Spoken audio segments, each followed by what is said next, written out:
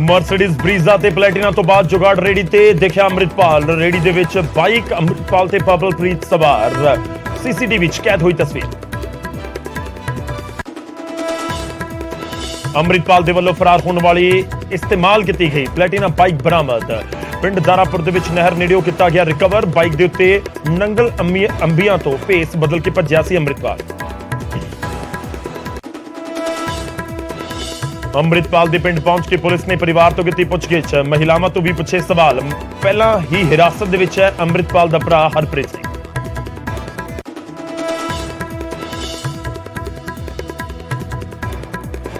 Brezza module ਦੇ ਅੰਮ੍ਰਿਤਪਾਲ ਦੇ 4 ਮਦਦਗਾਰ ਪੁਲਿਸ ਦੇ ਵੱਲੋਂ ਗ੍ਰਿਫਤਾਰ।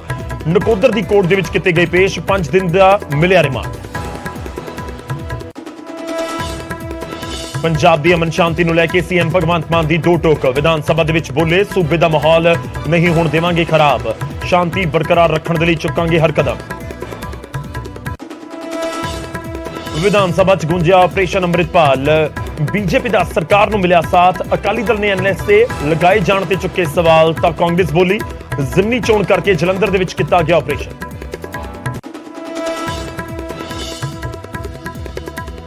ਆਪਰੇਸ਼ਨ ਅੰਮ੍ਰਿਤਪਾਲ ਦੇ ਵਿਚਾਲੇ ਸ਼੍ਰੀ ਅਕਾਲ ਤਖਤ ਸਾਹਿਬ ਦੇ ਜਥੇਦਾਰ ਨੇ ਸੱਦਿਆ ਪੰਥਕ ਇਕੱਠ। 27 ਮਾਰਚ ਨੂੰ ਅਕਾਲ ਤਖਤ ਸਾਹਿਬ ਦੇ ਉੱਤੇ ਬੁਲਾਈ ਇਕੱਤਰਤਾ। ਨੌਜਵਾਨਾਂ ਦੀਆਂ ਨਜਾਇਜ਼ ਗ੍ਰਿਫਤਾਰੀਆਂ ਦੇ ਉੱਤੇ ਹੋਵੇਗੀ ਚਰਚਾ। ਪੰਜਾਬ ਵਿਧਾਨ ਸਭਾ ਦੇ ਵਿੱਚ ਹਿਮਾਚਲ ਦੇ ਵਾਟਰ ਸੈਸ ਵਾਲੇ ਫੈਸਲੇ ਦੇ ਖਿਲਾਫ ਮਤਾ ਪਾਸ।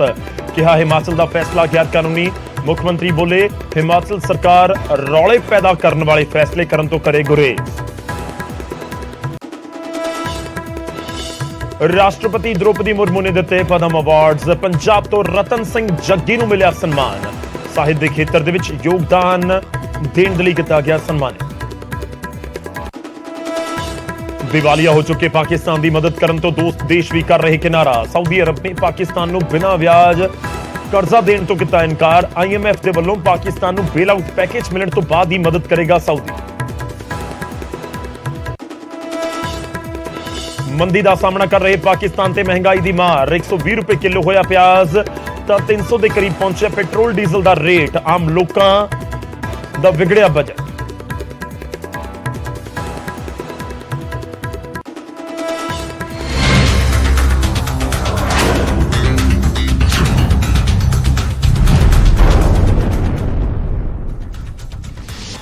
ਸਤਿ ਸ੍ਰੀ ਅਕਾਲ, ਸਵਾਗਤ ਹੈ। ਗੌਰਵ ਸ਼ੁਕਲਾ ਮੈਂ ਹਾਂ ਤੁਹਾਡੇ ਨਾਲ ਹਾਜ਼ਰ ਹਾਂ।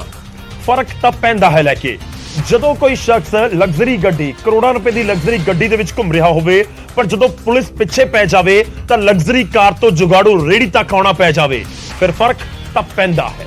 ਅੱਜ ਸ਼ੁਰੂਆਤ ਇੱਥੋਂ ਹੀ ਕਰਨ ਜਾ ਰਹੇ ਹਾਂ। ਇੱਕ ਤਸਵੀਰ ਹੋਰ ਆਈ ਸਾਹਮਣੇ ਜੋ ਹੈ ਅੰਮ੍ਰਿਤਪਾਲ ਸਿੰਘ ਦੀ, ਤੇ ਲਗਜ਼ਰੀ ਕਾਰ ਤੋਂ ਬਾਅਦ ਹੁਣ ਜੁਗਾੜੂ ਰੇੜੀ ਦੇ ਉੱਤੇ ਅੰਮ੍ਰਿਤਪਾਲ ਸਿੰਘ ਨਜ਼ਰ ਆ ਰਿਹਾ ਹੈ। ਫਰਾਰ ਹੋਏ ਅੰਮ੍ਰਿਤਪਾਲ ਦੀਆਂ ਇੱਕ ਇੱਕ ਕਰਕੇ ਕਈ ਤਸਵੀਰਾਂ ਸਾਹਮਣੇ ਆ ਚੁੱਕੀਆਂ ਨੇ ਤੇ ਇੱਕ ਹੋਰ ਤਸਵੀਰ ਸਾਹਮਣੇ ਆਈ ਹੈ। ਔਰ ਇਹ ਤਸਵੀਰ ਜਿਹੜੀ ਸਕਰੀਨ ਦੇ ਉੱਤੇ ਤੁਸੀਂ ਦੇਖ ਪਾ ਰਹੇ ਹੋ, ਇਹ ਤਸਵੀਰ ਦੇ ਵਿੱਚ ਦਾਅਵਾ ਹੀ ਹੈ ਕਿ ਇੱਕ ਜੁਗਾੜੂ ਰੇੜੀ ਦੇ ਉੱਤੇ ਅੰਮ੍ਰਿਤਪਾਲ ਸਵਾਰ ਹੈ, ਪਵਲਪ੍ਰੀਤ ਸਵਾਰ ਹੈ ਤੇ ਨਾਲ ਹੀ ਬਾਈਕ ਜਿਸ ਦੇ ਉੱਤੇ ਉਹ ਭੱਜੇ ਸੀ, ਉਹ ਬਾਈਕ ਵੀ ਤਸਵੀਰ ਦੇ ਵਿੱਚ ਨਜ਼ਰ ਆ ਰਹੀ ਹੈ। ਖੈਰ, ਜੋ ਮਰਸੀਡੀਜ਼ ਦੇ ਵਿੱਚ ਘੁੰਮ ਰਿਹਾ ਸੀ ਉਸ ਨੂੰ ਭੱਜਣ ਦੇ ਲਈ ਜੁਗਾੜੂ ਰੇੜੀ ਦਾ ਸਹਾਰਾ ਲੈਣਾ ਪਿਆ। ਹੁਣ ਜੁਗਾੜੂ ਰੇੜੀ ਦੇ ਉੱਤੇ ਸਵਾਰ ਦਿਖਿਆ ਅੰਮ੍ਰਿਤਪਾਲ। ਰੇੜੀ ਦੇ ਉੱਤੇ ਲੱਦਿਆ ਮੋਟਰਸਾਈਕਲ ਵੀ ਨਜ਼ਰ ਆਇਆ ਹੈ। ਭੱਜਣ ਦੇ ਲਈ ਜਿਸ ਮੋਟਰਸਾਈਕਲ ਦਾ ਇਸਤੇਮਾਲ ਕੀਤਾ ਗਿਆ ਸੀ ਉਹੀ ਮੋਟਰਸਾਈਕਲ ਇਹ ਦੱਸਿਆ ਜਾ ਰਿਹਾ, ਕਿਉਂਕਿ ਜੋ ਬਰਾਮਦ ਕੀਤਾ ਗਿਆ ਮੋਟਰਸਾਈਕਲ ਹੈ ਉਸਦੇ ਵੀ ਬਿਲਕੁਲ ਹੈਡਲਾਈਟ ਦੇ ਉੱਤੇ ਵਾਲੇ ਪਾਸੇ ਇੱਕ ਛੋਟਾ ਜਿਹਾ ਸਟicker ਹੈ ਤੇ ਇਸ ਮੋਟਰਸਾਈਕਲ ਦੇ ਉੱਤੇ ਵੀ ਇੱਕ ਸਟicker ਨਜ਼ਰ ਆ ਰਿਹਾ ਬਿਲਕੁਲ ਟੌਪ ਦੇ ਉੱਤੇ। ਲੈਫਟ ਸਾਈਡ ਦੇਖੋ ਧਿਆਨ ਦੇ ਨਾਲ।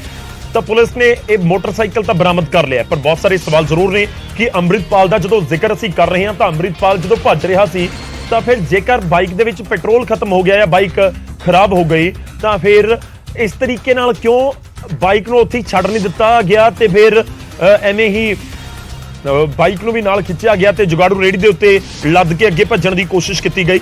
ਸਵਾਲ ਤਾਂ ਬਹੁਤ ਸਾਰੇ ਉੱਠਦੇ ਨੇ।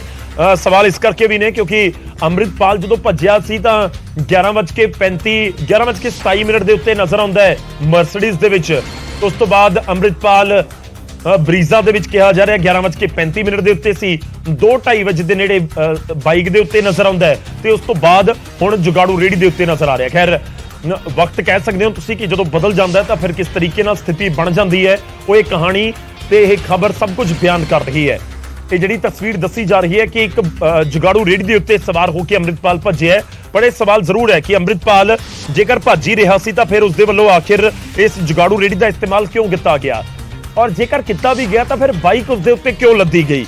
ਸਵਾਲ ਤਾਂ ਬਹੁਤ ਸਾਰੇ ਸਭ ਦੇ ਜ਼ਿਹਨ ਦੇ ਵਿੱਚ ਇਸ ਸਮੇਂ ਲਾਜ਼ਮੀ ਤੌਰ ਤੇ ਉੱਠ ਰਹੇ ਹੋਣਗੇ, ਪਰ ਇਸ ਪਿਕ ਦੇ ਜ਼ਰੀਏ ਵੀ, ਇਸ ਤਸਵੀਰ ਦੇ ਜ਼ਰੀਏ ਵੀ ਅੱਗੇ ਤੱਕ ਪਹੁੰਚ ਕਰਨ ਦੀ ਕੋਸ਼ਿਸ਼ ਜਾਂ ਅੰਮ੍ਰਿਤਪਾਲ ਤੱਕ ਪਹੁੰਚ ਕਰਨ ਦੀ ਕੋਸ਼ਿਸ਼ ਇਸ ਸਮੇਂ ਪੁਲਿਸ ਤੇ ਦੇਸ਼ ਦੀਆਂ ਏਜੰਸੀਆਂ ਕਰ ਰਹੀਆਂ ਨੇ।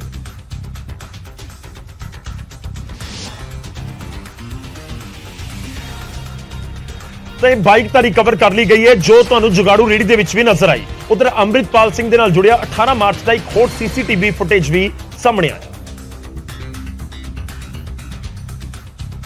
18 ਮਾਰਚ ਤੋਂ ਲੈ ਕੇ ਹੁਣ ਤੱਕ ਅੰਮ੍ਰਿਤਪਾਲ ਦੇ ਨਾਲ ਜੁੜੀਆਂ ਕਈ ਸੀਸੀਟੀਵੀ ਤਸਵੀਰਾਂ ਸਾਹਮਣੇ ਆ ਚੁੱਕੀਆਂ ਨੇ। ਹੁਣ ਜੋ ਨਵੀਂ ਫੁਟੇਜ ਸਾਹਮਣੇ ਆਈ ਹੈ ਉਸ ਦੇ ਵਿੱਚ ਅੰਮ੍ਰਿਤਪਾਲ ਦੇ ਕਾਫਲੇ ਦੇ ਪਿੱਛੇ ਪੁਲਿਸ ਦੀਆਂ ਗੱਡੀਆਂ ਵੀ ਨਜ਼ਰ ਆਉਂਦੀਆਂ ਨੇ। ਕਾਫਲਾ ਜਦੋਂ ਸੱਜੇ ਪਾਸੇ ਮੁੜ ਰਿਹਾ ਸੀ ਤਾਂ ਗੱਡੀਆਂ ਦੀ ਰਫ਼ਤਾਰ ਹੌਲੀ ਹੁੰਦੀ ਹੈ। ਇਸ ਵਿਚਾਲੇ ਕਾਫਲੇ ਦੇ ਪਿੱਛੇ ਚੱਲ ਰਹੀ ਇੱਕ ਬਲੈਰੋ ਗੱਡੀ ਤੋਂ ਕੁਝ ਲੋਕ ਉਤਰਨ ਦੀ ਕੋਸ਼ਿਸ਼ ਵੀ ਕਰਦੇ ਨੇ, ਪਰ ਅਚਾਨਕ ਗੱਡੀਆਂ ਫੇਰ ਅੱਗੇ ਵਧਣ ਲੱਗਦੀਆਂ ਨੇ। ਇਹ ਸੀਸੀਟੀਵੀ ਤਸਵੀਰਾਂ ਸ਼ਾਹਕੋਟ ਟੋਲ ਪਲਾਜ਼ੇ ਤੋਂ ਬਾਅਦ ਦੀ ਫੁਟੇਜ ਦੱਸੀ ਜਾ ਰਹੀ ਹੈ, ਜਿਸ ਦੇ ਵਿੱਚ 11:40 ਦਾ ਸਮਾਂ ਵੀ ਨਜ਼ਰ ਆਉਂਦਾ ਹੈ। ਇਸ ਤੋਂ ਪਹਿਲਾਂ 18 ਮਾਰਚ ਨੂੰ 11:27 ਦਾ ਸੀਸੀਟੀਵੀ ਫੁਟੇਜ ਸਾਹਮਣੇ ਆਇਆ ਸੀ, ਜਿਸ ਦੇ ਵਿੱਚ ਅੰਮ੍ਰਿਤਪਾਲ ਸ਼ਾਹਕੋਟ ਟੋਲ ਪਲਾਜ਼ਾ ਦੇ ਉੱਤੇ ਆਪਣੀ ਮਰਸੀਡੀਜ਼ ਦੀ ਅਗਲੀ ਸੀਟ ਦੇ ਉੱਤੇ ਦਿਖਾਈ ਦੇ ਰਿਹਾ ਹੈ। ਇਸ ਕਾਫਲੇ ਦੇ ਵਿੱਚ ਸਭ ਤੋਂ ਅੱਗੇ ਬਰੀਜ਼ਾ ਗੱਡੀ ਹੈ ਜੋ ਟੋਲ ਦੇ ਉੱਤੇ ਮਹਿਲਾ ਮੁਲਾਜ਼ਮਾਂ ਨੂੰ ਕੁਝ ਇਸ਼ਾਰਾ ਕਰਦਾ ਹੈ, ਜਿਸ ਤੋਂ ਬਾਅਦ ਅੰਮ੍ਰਿਤਪਾਲ ਦੇ ਕਾਫਲੇ ਦੀਆਂ ਸਾਰੀਆਂ ਗੱਡੀਆਂ ਅੱਗੇ ਵੱਧ ਜਾਂਦੀਆਂ ਨੇ।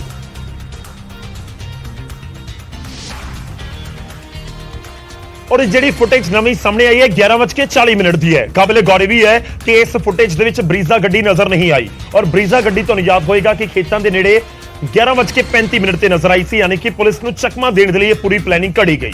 ਉਧਰ ਪੰਜਾਬ ਪੁਲਿਸ ਦਾ ਆਪਰੇਸ਼ਨ ਅੰਮ੍ਰਿਤਪਾਲ ਤਾਂ ਲਗਾਤਾਰ ਜਾਰੀ ਹੈ, ਜਿਸ ਦੇ ਵਿੱਚ ਬਾਈਕ ਵੀ ਰਿਕਵਰ ਹੋਇਆ ਹੈ, ਜਿਸ ਦੇ ਜ਼ਰੀਏ ਅੰਮ੍ਰਿਤਪਾਲ ਭੱਜਿਆ ਸੀ। ਉਸ ਨੂੰ ਪੁਲਿਸ ਨੇ ਬਰਾਮਦ ਕਰ ਲਿਆ, ਉਹੀ ਬਾਈਕ।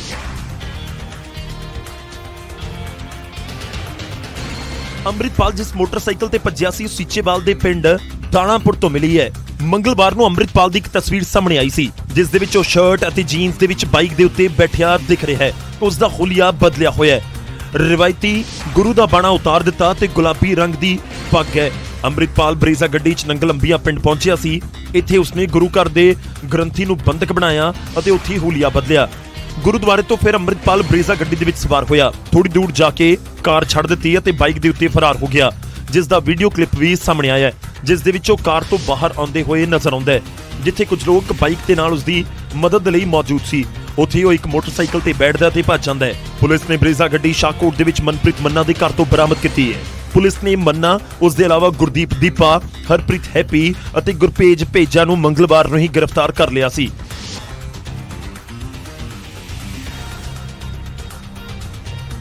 ਤਾਂ ਬਾਈਕ ਵੀ ਰਿਕਵਰ ਹੋ ਚੁੱਕੀ ਹੈ, ਮਰਸੀਡੀਜ਼ ਰਿਕਵਰ ਹੋ ਚੁੱਕੀ ਹੈ, ਐਂਡੇਵਰਸ ਰਿਕਵਰ ਹੋ ਚੁੱਕੀਆਂ ਨੇ, ਇਸੂਜ਼ੂ ਗੱਡੀ ਰਿਕਵਰ ਹੋ ਚੁੱਕੀ ਹੈ, ਬਰੀਜ਼ਾ ਗੱਡੀ ਵੀ ਰਿਕਵਰ ਹੋ ਚੁੱਕੀ ਹੈ।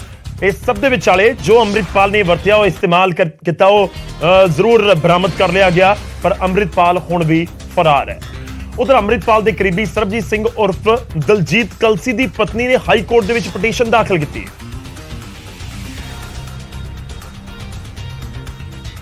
ਪਟੀਸ਼ਨ ਦੇ ਵਿੱਚ ਕਲਸੀ ਨੂੰ ਪੇਸ਼ ਕਰਨ ਦੀ ਮੰਗ ਕੀਤੀ ਗਈ। ਦੱਸ ਦਈਏ ਕਿ ਦਲਜੀਤ ਕਲਸੀ ਨੂੰ NSA ਦੀ ਧਾਰਾ ਦੇ ਤਹਿਤ ਅਸਮ ਦੇ ਡਿਬਰੂਗੜ੍ਹ ਜੇਲ੍ਹ ਦੇ ਵਿੱਚ ਸ਼ਿਫਟ ਕਰ ਦਿੱਤਾ ਗਿਆ ਸੀ। ਅੱਜ ਅਸੀਂ ਇਹ ਰਿਟ ਫਾਈਲ ਕੀਤੀ ਹੈ ਕਿ ਜਿਹੜਾ ਸਰਕਾਰ ਨੇ NSA ਇੰਪੋਜ਼ ਕੀਤੀ ਹੈ, ਉਸ ਤੋਂ ਪਹਿਲੇ ਸਰਕਾਰ ਦਾ ਫਰਜ਼ ਹੁੰਦਾ ਹੈ ਕਿ ਪ੍ਰੀਲਿਮਿਨਰੀ ਇਨਕੁਆਇਰੀ ਕਰੇ। ਇਹ ਜਿਹੜੇ 5 ਬੰਦੇ ਹੈਗੇ ਨੇ, ਇਹਨਾਂ ਦੇ ਕਿਸੇ ਦਾ ਵੀ ਕੋਈ ਕ੍ਰਿਮੀਨਲ ਬੈਕਗ੍ਰਾਉਂਡ ਨਹੀਂ ਹੈਗਾ 19 ਮਾਰਚ ਤੋਂ ਪਹਿਲੇ। ਜਦੋਂ ਤੁਸੀਂ NSA ਦੇ ਵਿੱਚ ਵੀ ਕਿਸੇ ਬੰਦੇ ਨੂੰ ਲੈ ਕੇ ਆਉਣਾ ਹੈ ਤੇ ਉਹਦਾ ਫੰਡਾਮੈਂਟਲ ਰਾਈਟ ਹੈ ਕਿ ਉਹਨੂੰ ਜੁਡੀਸ਼ੀਅਲ ਅਫਸਰ ਅੱਗੇ ਪੇਸ਼ ਕੀਤਾ ਜਾਊਗਾ। ਉਸ ਤੋਂ ਬਾਅਦ ਜਿਹੜਾ ਵਾ ਉਹਨੂੰ ਰਾਈਟ ਦਿੱਤਾ ਜਾਏਗਾ ਕਿ ਤੂੰ ਆਪ ਦਾ ਕੌਂਸਲ ਕਰਕੇ ਆਪ ਦਾ ਕੇਸ ਡਿਫੈਂਡ ਕਰ ਸਕਦਾ ਹੈ। ਜਦੋਂ ਉਹ ਡਿਫੈਂਡ ਕਰੇਗਾ ਫਿਰ ਉਹ ਜਿਹੜਾ ਜੁਡੀਸ਼ੀਅਲ ਮੈਜਿਸਟ੍ਰੇਟ ਹੈ ਉਹ ਤੈਅ ਕਰੂਗਾ ਕਿ NSA ਮੇਡ ਆਊਟ ਹੁੰਦੀ ਕਿ ਨਹੀਂ ਹੈ। ਹਾਈ ਕੋਰਟ ਕਲਸੀ ਦੀ ਪਟੀਸ਼ਨ ਦੇ ਉੱਤੇ ਹੁਣ 28 ਮਾਰਚ ਨੂੰ ਸੁਣਵਾਈ ਕਰੇਗਾ। ਜ਼ਿਕਰ ਖਾਸ ਹੈ ਕਿ ਦਲਜੀਤ ਕਲਸੀ ਨੂੰ ਗੁਰੂਗ੍ਰਾਮ ਤੋਂ ਗ੍ਰਿਫਤਾਰ ਕੀਤਾ ਗਿਆ ਸੀ, ਜਿਸ ਤੋਂ ਬਾਅਦ ਖੁਲਾਸਾ ਹੋਇਆ ਕਿ ਦਲਜੀਤ ਕਲਸੀ ਹੀ ਅੰਮ੍ਰਿਤਪਾਲ ਸਿੰਘ ਦੇ ਲਈ ਫੰਡ ਇਕੱਠੇ ਕਰਦਾ ਸੀ। ਪਿਛਲੇ 3 ਸਾਲ ਦੇ ਵਿੱਚ ਦਲਜੀਤ ਕਲਸੀ ਨੇ ਕਰੀਬ 35 ਕਰੋੜ ਤੋਂ ਜ਼ਿਆਦਾ ਦੀ ਰਕਮ ਜਮ੍ਹਾਂ ਕੀਤੀ। ਇਹ ਪੈਸੇ ਕਿੱਥੋਂ ਅਤੇ ਕਿਸ ਦੇ ਨਾਮ ਦੇ ਉੱਤੇ ਲਏ ਗਏ, ਫਿਲਹਾਲ ਇਸ ਦੀ ਜਾਂਚ ਜਾਰੀ ਹੈ। ਉਧਰ ਦਿੱਲੀ ਪੁਲਿਸ ਨੇ ਬ੍ਰਿਟਿਸ਼ ਹਾਈ ਕਮਿਸ਼ਨ ਅਤੇ ਹਾਈ ਕਮਿਸ਼ਨਰ ਦੇ ਘਰ ਦੇ ਸਾਹਮਣੇ ਲੱਗੇ ਐਕਸਟਰਾ ਬੈਰੀਕੇਡਸ ਨੂੰ ਹਟਾ ਦਿੱਤਾ ਹੈ। ਇਸ ਤੋਂ ਬਾਅਦ ਲੰਡਨ ਦੇ ਵਿੱਚ ਭਾਰਤੀ ਹਾਈ ਕਮਿਸ਼ਨ ਦੇ ਬਾਹਰ ਸੁਰੱਖਿਆ ਵਧਾ ਦਿੱਤੀ ਗਈ।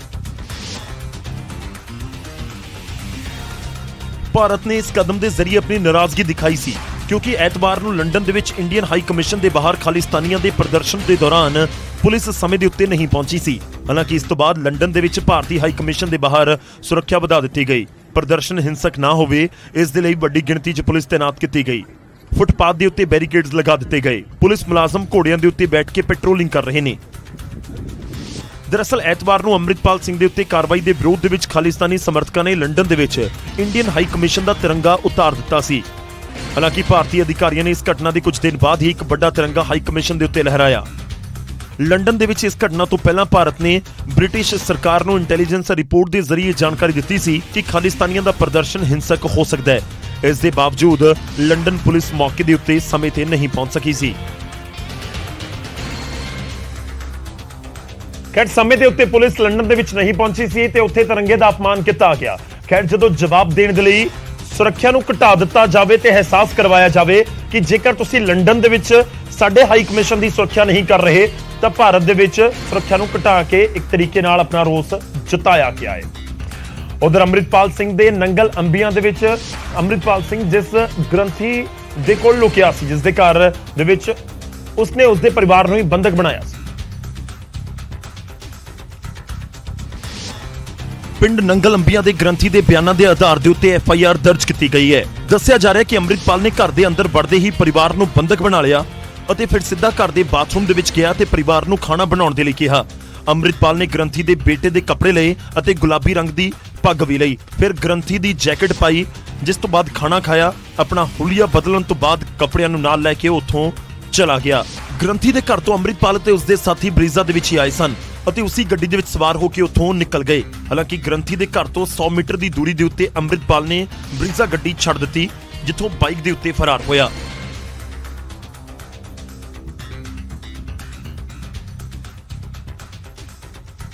ਮਾਮਲੇ 'ਚ ਬਹੁਤ ਸਾਰੀਆਂ CCTV ਫੁਟੇਜ ਸਾਹਮਣੇ ਆ ਚੁੱਕੀਆਂ ਨੇ। ਹੁਣ ਸਿਲਸਿਲੇਵਾਰ ਇੱਕ ਕਰਕੇ ਤੁਹਾਨੂੰ CCTV ਫੁਟੇਜ ਦਿਖਾਵਾਂਗੇ। ਸਭ ਤੋਂ ਪਹਿਲਾਂ ਪਹਿਲੇ ਨੰਬਰ ਵਾਲੀ CCTV ਦੇਖੋ ਜੋ ਟੋਲ ਪਲਾਜ਼ਾ ਦੀ ਹੈ। ਇਹ ਟੋਲ ਪਲਾਜ਼ਾ ਦੇ ਉੱਤੇ 18 ਮਾਰਚ ਦੀ ਹੈ 11:27 ਦੀ, ਜਿੱਥੇ ਗੱਡੀਆਂ ਨਿਕਲਦੀਆਂ ਨਜ਼ਰ ਆਉਂਦੀਆਂ ਨੇ। ਇੱਥੇ ਬਰੀਜ਼ਾ ਗੱਡੀ ਨਜ਼ਰ ਆਉਂਦੀ ਹੈ ਤੇ ਇਸ ਤੋਂ ਬਾਅਦ ਬਾਕੀ ਦੀਆਂ ਗੱਡੀਆਂ ਜਿਹੜੀਆਂ ਸੀ ਉਹ ਚਾਹੇ ਐਂਟੈਵਰ ਹੋਵੇ ਜਾਂ ਮਰਸੀਡੀਜ਼ ਹੋਵੇ, ਇੱਥੇ ਅੰਮ੍ਰਿਤਪਾਲ ਵੀ ਮਰਸੀਡੀਜ਼ ਦੇ ਵਿੱਚ ਬੈਠਾ ਹੋਇਆ ਨਜ਼ਰ ਆਉਂਦਾ ਹੈ। ਤੇ CCTV ਨੰਬਰ 1 ਜਿਹੜੀ ਤਸਵੀਰ ਦੇ ਵਿੱਚ ਤੁਹਾਨੂੰ ਨਜ਼ਰ ਆ ਰਹੀ ਹੈ, ਮਰਸੀਡੀਜ਼ ਕਾਰ ਜਿਸ ਦੇ ਵਿੱਚ ਅੰਮ੍ਰਿਤਪਾਲ ਅੱਗੇ ਵਾਲੀ ਸੀਟ ਦੇ ਉੱਤੇ ਲੱਗ ਰਿਹਾ ਹੈ। ਉਸ ਤੋਂ ਬਾਅਦ ਪਿੱਛੇ ਐਂਡੈਵਰ ਤੇ ਹੋਰ ਗੱਡੀਆਂ ਹੈਗੀਆਂ ਨੇ ਜਿਹੜੀਆਂ ਇੱਕ ਇੱਕ ਕਰਕੇ ਨਿਕਲਦੀਆਂ ਰਹੀਆਂ। ਇਹ ਸ਼ਨੀਵਾਰ ਸਵੇਰੇ 11:27 ਦੀ ਤਸਵੀਰ ਹੈ।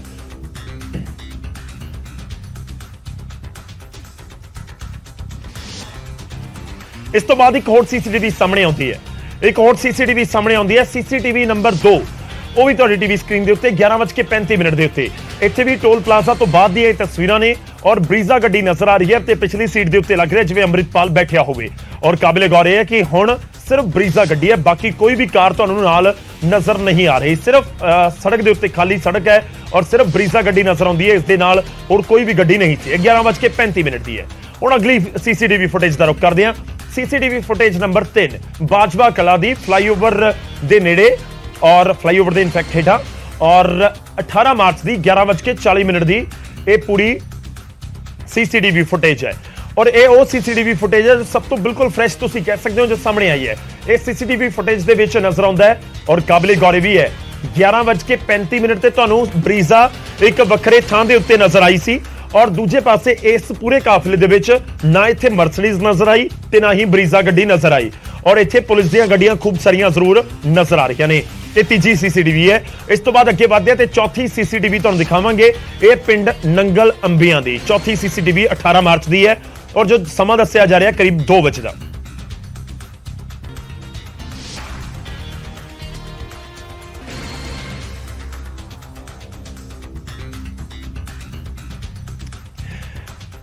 ਔਰ 2 ਵਜੇ ਦਾ ਕਰੀਬ ਇਹ ਟਾਈਮ ਅਸੀਂ ਤੁਹਾਨੂੰ ਦੱਸ ਰਹੇ ਹਾਂ। ਜਿਹੜੀਆਂ CCTV ਫੁਟੇਜ ਦੇ ਟਾਈਮ ਇਸ ਤੋਂ ਪਹਿਲਾਂ ਅਸੀਂ ਦੱਸੇ ਉਹ ਸਾਰੇ CCTV ਫੁਟੇਜ ਦੇ ਵਿੱਚ ਜੋ ਟਾਈਮ ਸੀ ਉਸ ਦੇ ਮੁਤਾਬਿਕ ਹੀ ਤੁਹਾਡੇ ਤੱਕ ਪਹੁੰਚਾਏ ਨੇ, ਕਿਉਂਕਿ ਇੱਕ ਚੀਜ਼ ਬਹੁਤ ਕਲੀਅਰ ਹੈ, ਵੱਖ-ਵੱਖ ਥਾਵਾਂ ਦੇ ਉੱਤੇ CCTV ਫੁਟੇਜ ਦਾ ਟਾਈਮ 1-2 ਮਿੰਟ ਅੱਗੇ ਪਿੱਛੇ ਹੋ ਸਕਦਾ ਹੈ।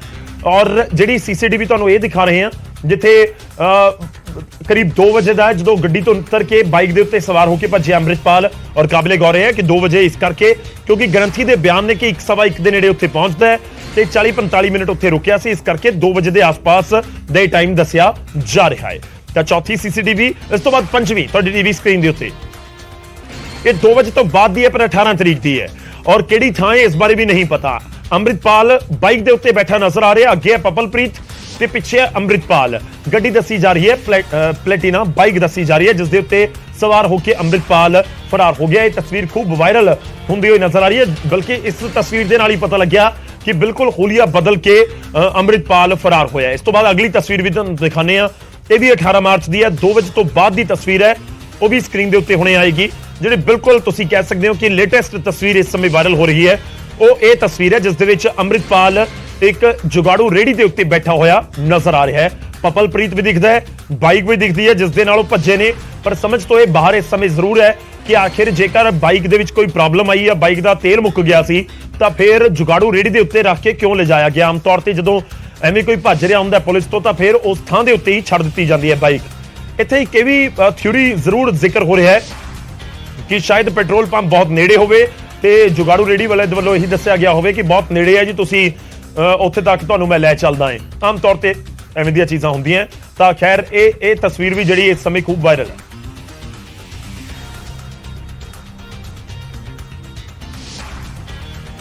ਤਸਵੀਰਾਂ ਤਾਂ ਤਮਾਮ ਨੇ ਪਰ ਅੰਮ੍ਰਿਤਪਾਲ ਫਰਾਰ ਹੈ। ਖੈਰ ਜਦੋਂ ਖੂਬ ਇੰਤਜ਼ਾਮ ਔਰ ਵੱਡੇ ਆਪਰੇਸ਼ਨ ਦੇ ਬਾਵਜੂਦ ਵੀ ਮੁਲਜ਼ਮ ਹੱਥੋਂ ਨਿਕਲ ਜਾਵੇ ਫਿਰ ਫਰਕ ਤਾਂ ਪੈਂਦਾ ਹੈ। ਨਿਕਲ ਕੇ ਗਿਆ ਕਿੱਥੇ, ਸਵਾਲ ਤਾਂ ਇਹ ਵੀ ਹੈ। ਇੱਕ ਥਿਊਰੀ ਪੁਲਿਸ ਦੀ ਇਹ ਵੀ ਦੱਸ ਰਹੀ ਹੈ ਕਿ ਅੰਮ੍ਰਿਤਪਾਲ ਸਿੰਘ ਪੁਲਿਸ ਨੂੰ ਚਕਮਾ ਦੇ ਕੇ ਉੱਤਰਾਖੰਡ ਦੇ ਰਾਹ ਤੋਂ ਨੇਪਾਲ ਭੱਜਿਆ ਹੋ ਸਕਦਾ ਹੈ ਜਾਂ ਭੱਜਣ ਦੀ ਫਿਰਾਕ ਦੇ ਵਿੱਚ ਹੋ ਸਕਦਾ ਹੈ।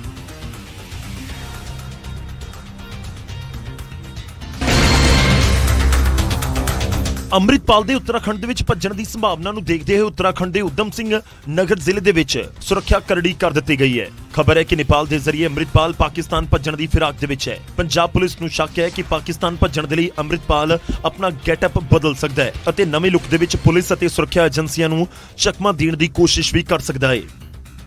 ਇਹ ਵੀ ਜਿਹੜੀ ਹੈ ਸ਼ੰਕਾ ਜਤਾਈ ਜਾ ਰਹੀ ਹੈ ਕਿ ਅੰਮ੍ਰਿਤਪਾਲ ਜਿਹੜਾ ਹੈਗਾ ਉਹ ਨੇਪਾਲ ਜਿਹੜਾ ਹੈਗਾ ਉਹ ਨੇਪਾਲ ਜਿਹੜਾ ਹੈਗਾ ਉਹ ਭੱਜ ਸਕਦਾ ਹੈ। ਇਸ ਕਰਕੇ ਕਈ ਥਾਵਾਂ ਤੇ ਕੋਆਰਡੀਨੇਸ਼ਨ ਜਿਹੜੀ ਹੈ ਉਹ ਲਗਾਤਾਰ ਗੱਲਬਾਤ ਕੀਤੀ ਜਾ ਰਹੀ ਹੈ। ਜਿਹੜੇ ਸੀਨੀਅਰ ਅਧਿਕਾਰੀ ਨਾਲ ਸਾਡੀ ਗੱਲਬਾਤ ਹੋਈ ਹੈ ਉਹਨਾਂ ਸਾਫ਼ ਤੌਰ ਤੇ ਕਹਿਣਾ ਹੈ ਕਿ ਕਈ ਥਾਂ ਤੇ ਜਿਹੜੇ ਦੂਜੇ ਸਟੇਟ ਹੈ ਉਹਨਾਂ ਦੇ ਜਿਹੜੇ ਸੀਨੀਅਰ ਅਫਸਰ ਹੈ ਉਹਨਾਂ ਦੇ ਨਾਲ ਲਗਾਤਾਰ ਕੋਆਰਡੀਨੇਸ਼ਨ ਕੀਤਾ ਜਾ ਰਿਹਾ। ਉੱਤਰਾਖੰਡ ਦੀ ਅਸੀਂ ਗੱਲ ਕਰੀਏ ਉੱਥੇ ਵੀ ਜਿਹੜਾ ਬਾਰਡਰ ਏਰੀਆ ਹੈ ਉਹ ਸੀਲ ਕਰਕੇ ਨਾਕੇਬੰਦੀ ਕੀਤੀ ਗਈ ਹੈ। ਅੰਮ੍ਰਿਤਪਾਲ ਹੁਲੀਆ ਬਦਲ ਕੇ ਪੁਲਿਸ ਨੂੰ ਚਕਮਾ ਦੇਵੇ ਉਸ ਤੋਂ ਪਹਿਲਾਂ ਹੀ ਸੁਰੱਖਿਆ ਏਜੰਸੀਆਂ ਦੇ ਵੱਲੋਂ ਉਸ ਦੀਆਂ ਕੁਝ ਤਸਵੀਰਾਂ ਪੰਜਾਬ ਪੁਲਿਸ ਨਾਲ ਸਾਂਝੀਆਂ ਕੀਤੀਆਂ ਗਈਆਂ। ਅੰਮ੍ਰਿਤਪਾਲ ਪਿਛਲੇ ਕੁਝ ਸਾਲਾਂ ਦੇ ਵਿੱਚ ਬਾਣੇ ਤੋਂ ਇਲਾਵਾ ਕਈ ਹੋਰ ਵੱਖ-ਵੱਖ ਗੈਟਅਪ ਦੇ ਵਿੱਚ ਵੀ ਨਜ਼ਰ ਆਇਆ ਹੈ।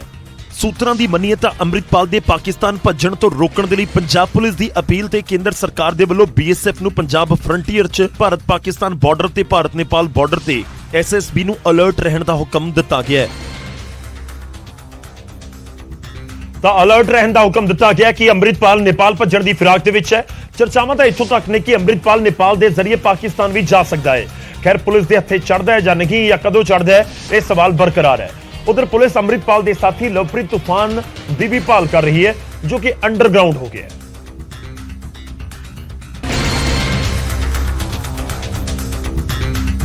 ਪੁਲਿਸ ਨੇ ਅੰਮ੍ਰਿਤਪਾਲ ਦੀ ਭਾਲ ਦੇ ਵਿੱਚ ਲਵਪ੍ਰੀਤ ਤੂਫਾਨ ਸਣੇ 5 ਸਾਥੀਆਂ ਦੇ ਠਿਕਾਣਿਆਂ ਦੇ ਉੱਤੇ ਛਾਪੇਮਾਰੀ ਕੀਤੀ ਸੀ। ਅੰਮ੍ਰਿਤਪਾਲ ਦੀ ਤਲਾਸ਼ ਦੇ ਵਿੱਚ ਪੁਲਿਸ ਲਵਪ੍ਰੀਤ ਤੂਫਾਨ ਦੇ ਘਰ ਵੀ ਪਹੁੰਚੀ ਪਰ ਉਹ ਘਰ ਦੇ ਉੱਤੇ ਨਹੀਂ ਮਿਲਿਆ। ਲਵਪ੍ਰੀਤ ਤੂਫਾਨ ਨੂੰ ਛੁਡਵਾਉਣ ਦੇ ਚੱਕਰ ਦੇ ਵਿੱਚ ਅਜਨਾਲਾ ਥਾਣੇ 'ਚ ਹਿੰਸਾ ਹੋਈ। ਅੰਮ੍ਰਿਤਪਾਲ ਦੀ ਅਗਵਾਈ ਦੇ ਵਿੱਚ ਖਾਲਿਸਤਾਨੀ ਸਮਰਥਕ ਥਾਣੇ ਦੇ ਵਿੱਚ ਤਲਵਾਰਾਂ, ਬੰਦੂਕ ਅਤੇ ਲਾਠੀ ਡੰਡੇ ਲੈ ਕੇ ਵੜਦੇ ਨੇ, ਹਮਲਾ ਕਰ ਦਿੰਦੇ ਨੇ। 5 ਘੰਟੇ ਤੱਕ 23 ਫਰਵਰੀ ਨੂੰ ਥਾਣੇ ਦੇ ਵਿੱਚ ਹੁਦੰਗ ਹੁੰਦਾ ਰਿਹਾ। ਹਮਲੇ 'ਚ 6 ਤੋਂ ਜ਼ਿਆਦਾ ਪੁਲਿਸ ਮੁਲਾਜ਼ਮ ਜ਼ਖਮੀ ਹੋਏ। ਬਾਅਦ ਦੇ ਵਿੱਚ ਪੁਲਿਸ ਵੱਲੋਂ ਲਵਪ੍ਰੀਤ ਤੂਫਾਨ ਨੂੰ ਰਿਹਾ ਕਰਨ ਦੇ ਭਰੋਸੇ ਤੋਂ ਬਾਅਦ ਹੰਗਾਮਾ ਸ਼ਾਂਤ ਹੋਇਆ ਸੀ ਅਤੇ ਅਗਲੇ ਦਿਨ ਤੂਫਾਨ ਨੂੰ ਰਿਹਾ ਵੀ ਕਰ ਦਿੱਤਾ ਗਿਆ ਸੀ।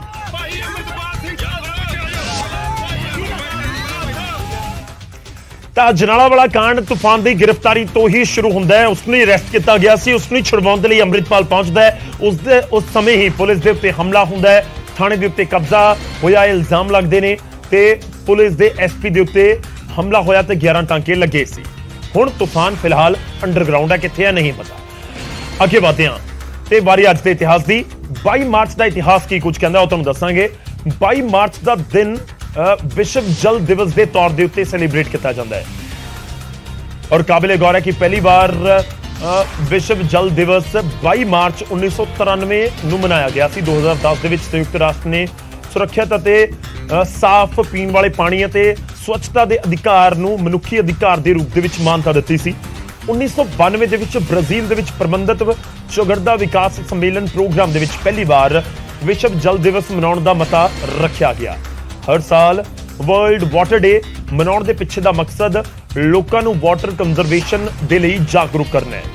ਤਾਂ ਵਿਸ਼ਵ ਜਲ ਦਿਵਸ ਮਨਾਉਣ ਦਾ ਮਕਸਦ ਇੱਕੋ ਹੈ ਕਿ ਅਸੀਂ ਪਾਣੀ ਦੇ ਮਹੱਤਵ ਨੂੰ ਸਮਝੀਏ ਤੇ ਉਸ ਦੀ ਬਰਬਾਦੀ ਨੂੰ ਰੋਕੀਏ।